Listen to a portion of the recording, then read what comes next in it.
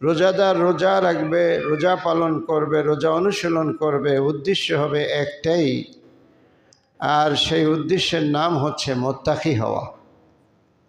রোজাদারের রোজা রাখার উদ্দেশ্য হলো মুত্তাকি হওয়া। রোজা রেখে যদি আমরা মুত্তাকি হতে পারি তাহলে আমরা রোজার উদ্দেশ্য পালন করতে পারলাম, আল্লাহর হুকুম আমাদের দ্বারা বাস্তবায়ন হলো। রোজা রাখলাম অথচ তাকওয়া বা মুত্তাকি হওয়ার মতো যে গুণ আল্লাহ চেয়েছেন তা আমরা দিতে পারি নাই আল্লাহকে। সকাল থেকে সন্ধ্যা পর্যন্ত না খেয়ে থাকার কষ্ট আল্লাহকে উপহার দিয়েছি। রমজানের তারাবি, ইফতারি, সেহরি সহ আরও অন্য কিছু ইবাদত আল্লাহর সামনে পেশ করতে পেরেছি। এই সমস্ত ইবাদত করার পর যে মূল উদ্দেশ্য তা হয়তো বা আমাদের জীবনে বাস্তবায়ন হতে বা করতে আমরা পারিনি, এমনটাও হতে পারে।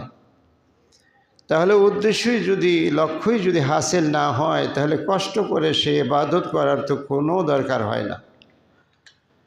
আমি যদি কোনো ইবাদত বন্দিগি, কোনো প্রচেষ্টা করি, তার ফলাফল না পাই, তাহলে হুদা এবং কষ্ট ছাড়া আর তো কিছুই নাই।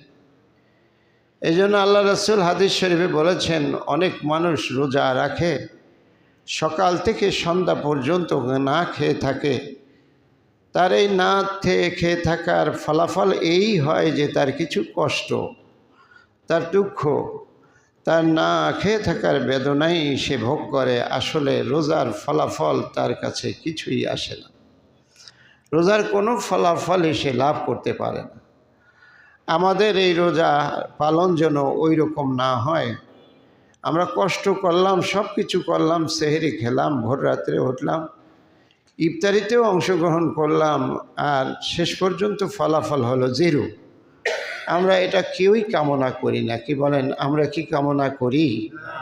আমরা সবাই তো চাই রোজা যা কষ্টের মাধ্যমে আমরা পালন করি, সেই কষ্টের একটা সুন্দর ফলাফল যেন আমাদের জীবনে আসে, আমাদের মরণে আসে। আমাদের প্রভু যেন আমাদের রোজা দ্বারা সন্তুষ্ট হয়, নিঃসন্দেহে এটাই তো আমরা চাই। এটা চাইতে হলে রোজা কিভাবে রাখলে আর অনুসরণ করলে আমরা এই ফলাফল এবং উদ্দেশ্য লাভ করতে পারি, সেভাবেই তো করা দরকার। আর সেভাবে করতে হলে আগে তো জানা দরকার, না জানলে কি করে করব। কোনো আমল করার আগে শর্ত হলো জানা। না জানলে আমল করা যায় না, জানলেই আমল করা সম্ভব। জানার পরে হয় আমি আমল করব, না হয় করব না, কিন্তু জানাটা হলো